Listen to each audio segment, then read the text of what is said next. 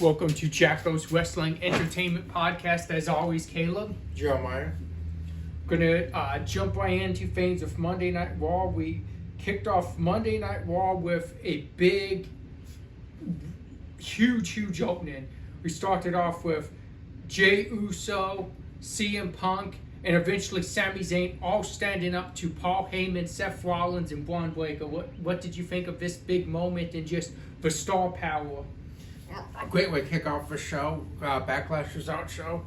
You said we got to that point with all of them. Punk really, forced for everyone else. Had a great promo laying into everything and then laying into Paul Heyman and saying that was his own fault that for trusting Paul Heyman a second time when he already screwed him over. He said that was on me. And like you said, just led to everything and set us up for a huge tonight's main event match. Next up, we had a WWE Raw on Netflix debut episode rematch. We had Penta and Chad Gable. What did you think of this match? Oh, it was a really good match. Both men can go. And Penta, we've just seen I think, even better if you had the streak. You've had him lose a few matches, which you know is going to happen. But still, I think he's gotten better as it goes on. And he had a good match with him and Dom. Had a great match. And Chad Gable can always steal the show for anyone. Then next up, we had a big tag team match. We see the War Raiders trying to get back into title picture. They want the New Day. They took on the Creed Brothers. What did you make of this match? I thought it was a good match. Again, showcasing Raw. Like we always talk about SmackDown's tag division too. Raw has good run as well. They don't get the time that SmackDown quite gets, but the War Raiders can go. The Creeds can go. And the New Day out there on commentary was also fun. Messing with Michael Cole as well, calling him a cheater for trying to help Pat. Next up, speaking of Pat McAfee, his opponent at Backlash, and we saw what Gunther did, what he did to Pat McAfee at Backlash. But next up, we had Gunther coming out, and he talked about how he was promised that the winner of Jey and Logan Paul at Saturday night's main event will face him for his rematch for the WWE Championship.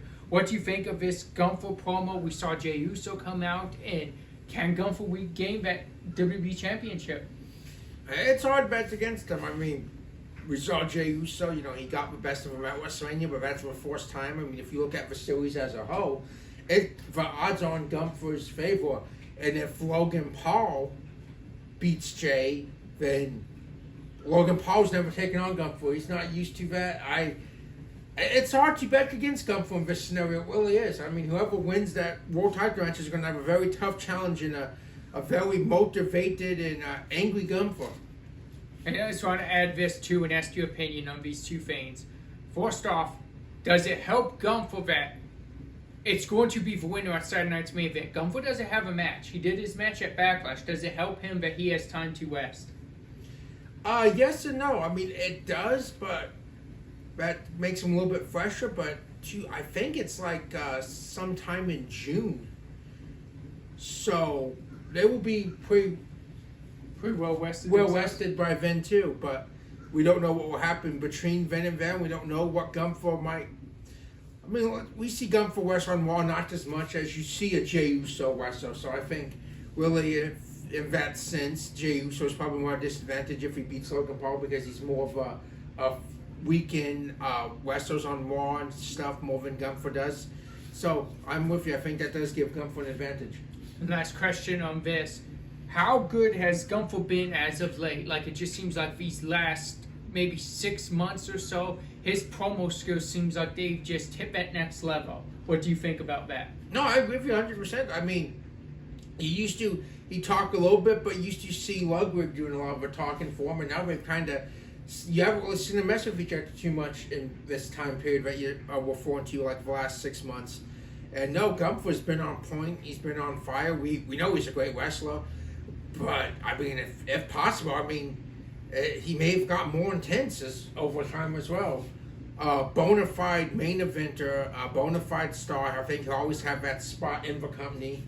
And no, I'm with you. I think his promo skills have gotten a lot better. He's a very different kind of promo, but it works. I mean, he's has that like calm demeanor almost. He can get to that psycho point, and even like he makes some jokes sometimes too, which is a little off, but it still works. Next up, we had Becky Lynch explain her actions at Backlash, what she did after the match, and I don't know about you, but I don't think it's over between Becky Lynch and Lyra Valkyria just yet. No, not by a long shot. Becky's not going to stop till she has that championship. We know how Becky is, face or hill. She's the man. She's very motivated. Once she wants something, she don't stop till she gets it. I love the promo. I thought it was so far her best explanation of things, so to speak, of a promo. Yeah. She just really went into it, and she almost kind of, turning on the fans. I'm wherever you want me to be. What you said and stuff, I'm still doing. I'm doing what you wanted, what you said, and now she just turned everything around. I thought it was an awesome promo by Becky myself. I agree with that. Next up, we had the big women's tag team match from Monday Night Raw. We had Roxanne Perez and Julia against Rhea Ripley and Io Sky. I thought this was a terrific match. What about you? Oh, it was. I mean, it was great. I mean, it's a main event on Raw. I mean, we've been seeing for weeks this build up ever since after WrestleMania. A great spot for Julia and Roxanne to already be. I mean, we know already Rhea and Io's had their fair share of Raw main events, and rightfully so, but forced for both of these women. And then finding out later on that Julia is signed to Smackdown is huge. I mean, she gets that spot. We know how good she is. Roxanne is probably going to be what's supposed to be. We find out she's signed to Raw soon. I mean, she's been most of the year on Raw, making appearances. But no, awesome match. Great job by all women involved. And then that still tension with Rhea and Io afterwards. Rhea wants the championship. She does.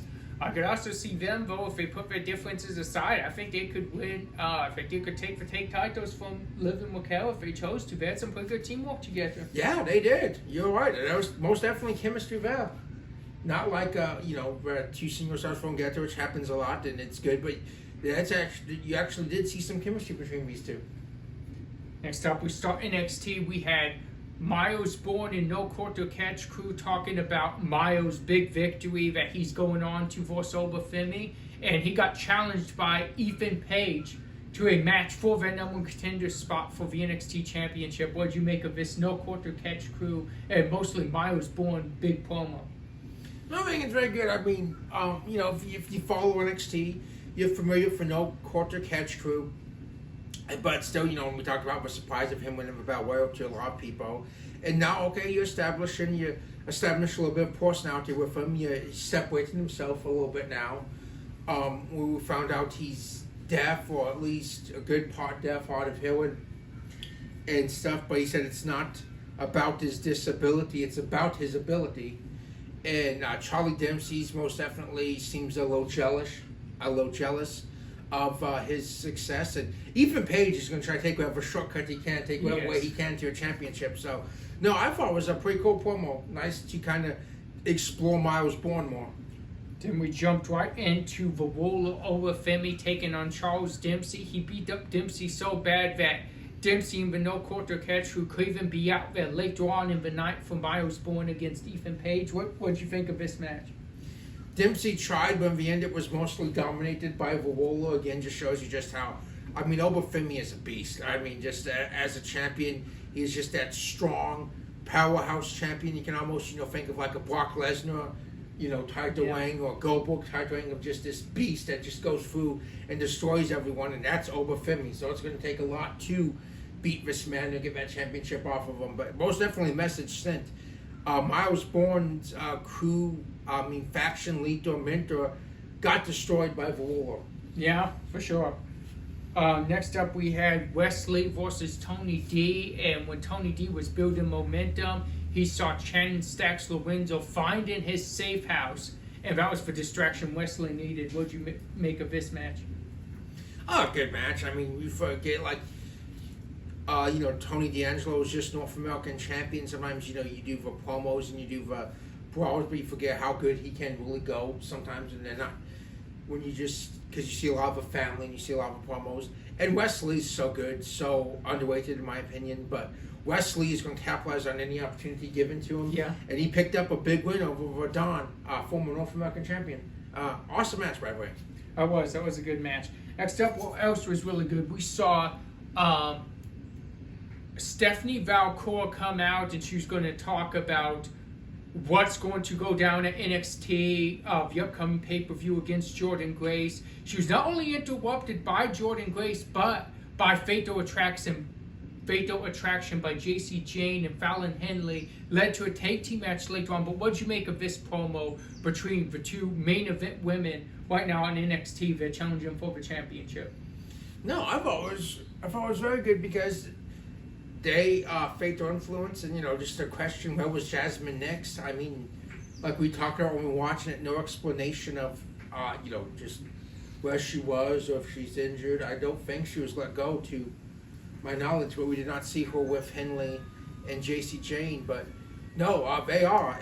But even Valcour, I mean, I think it was Fallon that said it, but made reference of, hey, how many chances have you had now? You haven't done anything yet yourself in winning the championship. And Stephanie kind of alluded a little bit to that herself. So I mean, it's most definitely, this has to be, going through Jordan's mind. How many chances do I get? Is this my last chance to be NXT Women's Champion? Because she challenged Roxanne a year or so ago for the title when she was still TNA and still on the brought the Knockouts champion. So that happens. Sorry for the interruption, guys. We're outside, ice cream truck. We never know what will happen, but we try carry on. Next up, we had that big match for the NXT number contenders spot for Obafemi now, Miles Bourne and Ethan Page. I thought this was a good back and forth match. I think it made Miles Bourne look like he can compete with the main event stars of NXT. What do you think? Yeah, exactly. I think it's exactly what we needed. We saw about when a lot of people question it. You put them in with an established main event of NXT, an established name in Ethan Page. He got the roll-up victory, right? Yes. And still, that's all it takes. I mean, it could even happen over Femi himself under the right circumstances. So no, I think this was a great way to really push and help establish Miles Bourne into moving him as a main event star or a single star. So, no, great match and big win for Miles Bourne. So before we get to the next match, a couple backstage things. Speaking of Ethan Page, later on in the night, we would see him attack Ricky Saints. So I'll ask you about that first, then we'll move on. Oh, it's not over. You go backstage and deliver. Ricky Saints beat them, but there's still been banter back and forth ever since. And Ethan Page is just, the way he is. If he can't have one thing, he's going to go after the other. He can't have the NXT Championship. He wants the North American Championship. Ricky Saints is a very prideful champion. If you jump him, he's going to get you back. So I think that we could very well possibly see that match at Battleground between these two. And then something else, we had Thea Hell going around, and we saw Thea Hell and Jada Parker get into it backstage. But while that was going on, we saw Tatum Paxley kind of going around, acting crazy, saying that she has no one again. They took them from her, and kind of going around, and saw it kind of getting on Thea Hell's nerves, and she was kind of like bullying Thea Hell, so to speak. That led to Thea Hell versus Jada Parker, this next match. But we would see this match without an interference from Tatum Paxley. So what do you make of the backstage segment and then just the match? And where do you think this is going with Thea Hell and Tatum Paxley? I don't know. And of course, Tatum Paxley is alluding to her friends being Gigi Dolan and Shotzi, who are both recently released. And I see that's going to be playing into storyline for Tatum Paxley. She seems to be more unhinged than usual, so it'll be very interesting to see where that goes. Thea Hell as well, just, recently coming back, trying to establish herself away from chasing diversity. So this might be very good for both women to kind of get away from factions and focus on singles career. Hopefully we have a worthwhile rivalry here that really helps take each one of them to the next level. And hopefully it goes to a pay-per-view too, gives each woman a rightful singles, because they both worked hard. It'd be nice to see both of them get a singles pay-per-view match. Exactly. Then next up we had our main event, Fatal Attraction against Jordan Grace and Stephanie Valcour. What'd you make of this match? Oh, great match. Most definitely have possible main event of Battleground.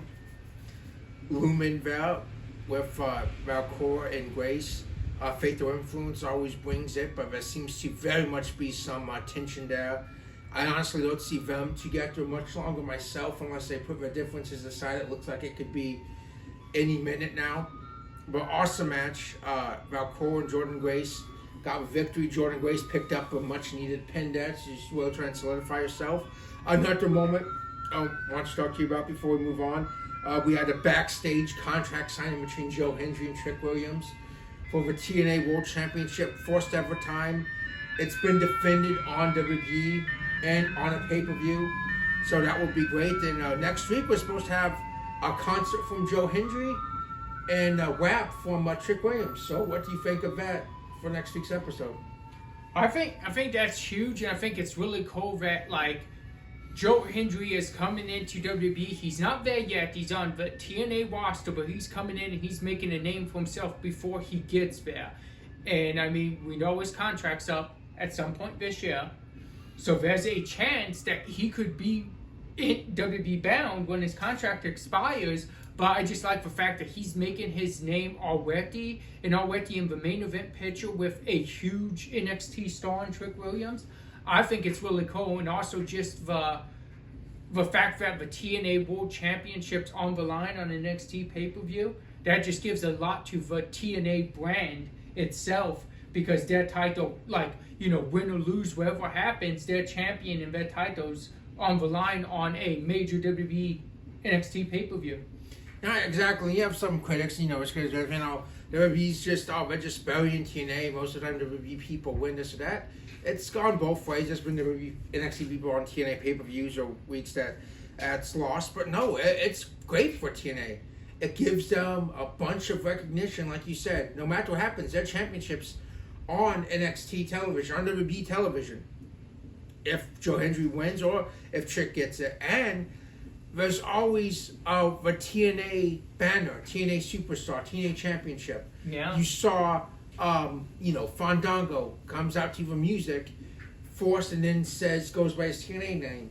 You saw Elias do the Elijah thing, go by his TNA name. So, I mean, I think it's really great. And it helps out NXT too, because a lot of these people get to go with established stars and really learn and work from them. So I think it's really very beneficial to both companies myself. Yeah, I could agree more. I think you made a great point.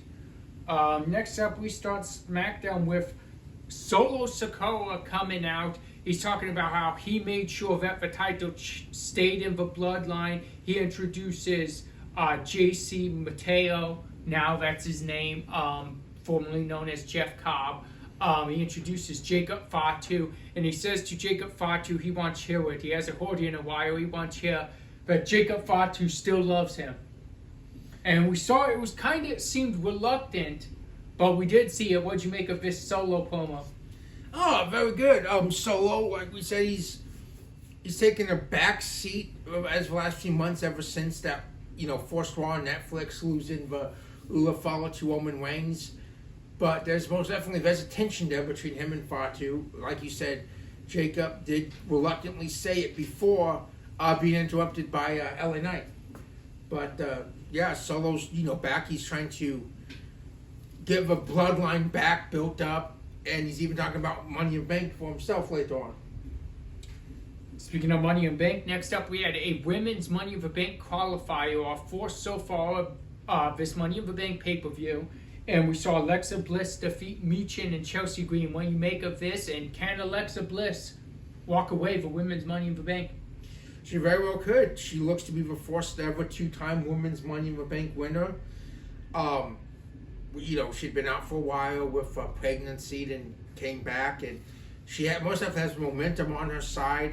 The fans go crazy every time she comes out. We know what she's capable of. One of the best women of the last decade in WWE, hands down. And I know it would be awesome. I would not mind seeing her once again have that briefcase and have another women's championship win. Next up, we saw a amazing tag team match. We talk about the SmackDown tag team division all the time, and this one delivered. We had DIY against Fraxium. What did you think of this big, huge tag team match? Oh man, it was awesome. It was good. Like you said, it's one of the ones when we talked about Fraxium debut and one of the matches we wanted to see. It most definitely delivered. Right now, SmackDown's tag division is just so hot. Like, it just right now you have to look at it as one of the premier tag division in WWE, in my opinion. And Fraxium got a huge, not a big win over the former SmackDown tag champs. Valvetti got the current tag champs last week, which got them a tag title for match for next week. Yeah. Correct? So I mean that's huge, and Fraxium right now is riding momentum. Okay. I would not be surprised if we don't see new tag champions this upcoming SmackDown. That could happen. Next up, we had an R-Truth interview. I thought this was really cool and really entertaining. And he said, for John Cena, that attitude adjustment did him through the table at the press conference. He said that wasn't really John Cena. He said that was not the John Cena he knows. So, what do you think of this Truth promo? And is he going somewhere? Is this not the real John Cena that we're seeing, but just an act? A persona, so to speak, John Cena's putting on? I don't know, Rez. That is a very good question. No, this is, I mean, it's not the John Cena. I mean, Truth, he says it's his childhood hero. To me and you who, actually grew up watching John Cena, this is not the same guy. It's not the guy that we've seen for 20 years. And it's changed, and R-Truth said he's going to not beat that down to John Cena, get the other one that everyone knows and loves back. And no, I thought it was a great promo by R-Truth. How can you not love R-Truth? And I just want to touch on this real quick, and not to be like someone complaining about stuff. I've been saying, R-Truth, why are you wasting one of John Cena's last few spots of a match with R-Truth for the WWE champion? Roman built you up, and now you're wondering by wasting R-Truth. First off, it's not a title match. Well, actually, no. Second off, it's not a title match. First off, nothing's a waste on R-Truth. The man's been there for years. He does anything without complaining. He's become the comedic, comedy release. He loses more than he ever wins. He never complains. He goes out there, puts you on. But man, most definitely deserved it. And no, it should be a very fun match. And he's only been, doing the John Cena thing for the last 3 or 4 years, saying it's his childhood hero. So this is actually long overdue. I was going to say, actually, it makes more sense than some of the matches you may see on this whole thing just because of the fact it's been in the story for so long. Exactly. And John Cena, if he's not changing back face anymore, you really want him over as a hero. If he beats R-Truth, everyone's really going to hate John Cena because everyone loves R-Truth. A Food Table built some heat, I'm sure, on John Cena. Yeah. So, no, it's not to waste one of John Cena's appearances, one of his farewell tour. And R-Truth most definitely deserves it. Yeah, for sure. Next up, we had Carmelo Hayes against Aleister Black. What did you make of this match? Man, as long as these guys want to keep forcing, I'm fine with it. I mean, great match, show-stealing match. And then, would Aleister pick up a victory by pin? We don't know, but Miz jumped him, feeling Carmelo was going to lose. Don't look like Carmelo was too happy with that at all, but... It does not. Once again, the Miz faded to black. Yep. Next up, we had Drew McIntyre cut this great promo on Damian Priest, and not to rivalry that it's far from over. It looks like we're going to see them in a steel cage on Saturday night's main event. What did you think of this Drew promo? No, I thought it was great, and again, I mean, we were just talking about that on our Backlash discussion last week of what's going to be the next stage, what's going to be a match to really culminate this rivalry.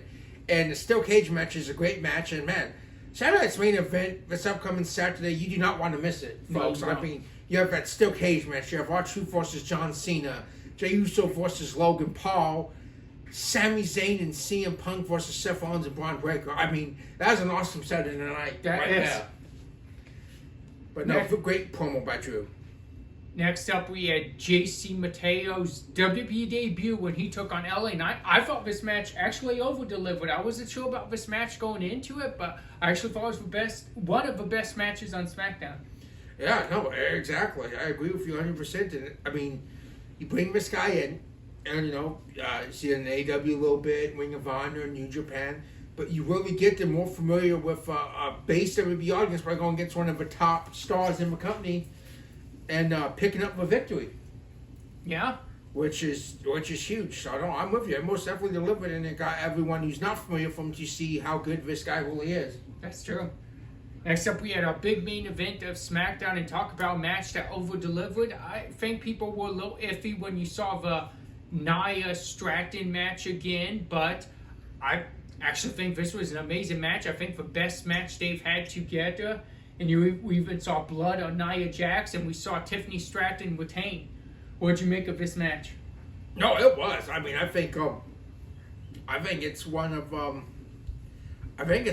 of their best matches, and we said, man, we not knock on them. They both have good matches, but this match really did deliver. I mean, you could tell it was a grudge match. It put the spotlight on the women's WWE Championship, which it should have. Naomi was out there lingering around. Jade disposed of Naomi again, going back to that rivalry that's not over. Stratton picked up a hard-fought victory, and Nia got color. She got. I don't know what caused it, but she got busted pretty bad. The chair being drop kicked into her face, cut above the eye, I believe. Oh wow! But it was an awesome match, and again, just really, solidifies Stratton as the champ, as the top woman right now on the SmackDown roster. It's almost as if to say Nia Jax, as of late for the women's roster, like the match with Jade Cargill was really good. She gave a good match, making Jade, like, when you get to lift up Nia, you solidify that someone has power. So you solidify Jade Cargill's power. Then the match with Stratton, Nia's kind of doing like that Kane Big Show thing, where she's like for the women, she's like the big woman that can go out and just make someone look good by doing certain things with them. Yeah, exactly. That monster, that giant pill, she is that. And you always know, it's like, good old JR would say, and we'll get to him in just a second. Yeah. Business is about to pick up. Nia is that Big Show or Kane to women's roster, and that is a huge compliment. I mean, especially coming from us. We grew up a big fan of both of those men, and you like to see that. You like to see that monster force, men or women, that always she's a beast, and she is. Before we get to the MVP match of the week, the throwback match, give you the floor to say something about Jim Ross, legendary WWE and now current AEW announcer.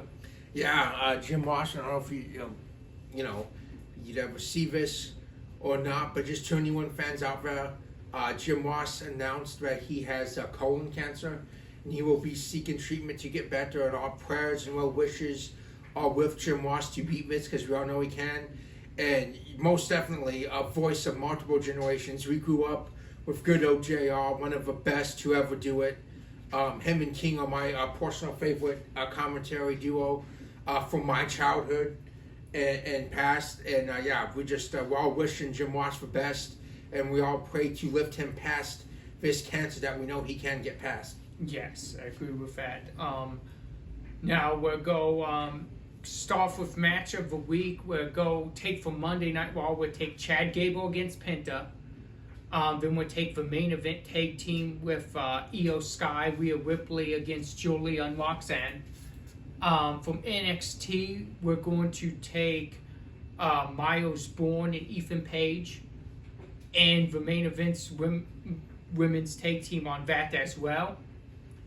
With Fatal Attraction against Jordan Grace and Stephanie Valcour. Then SmackDown, I'm going to take 3 matches from SmackDown. I'm going to take the LA Knight JC Mateo match. I thought that was an excellent match. I'm going to take the main event Nia and Stratton match. And I'm also going to take that Fraxium DIY match. Again, we just great matches. We talk about the tag team division of SmackDown. I just think week in and week out they deliver.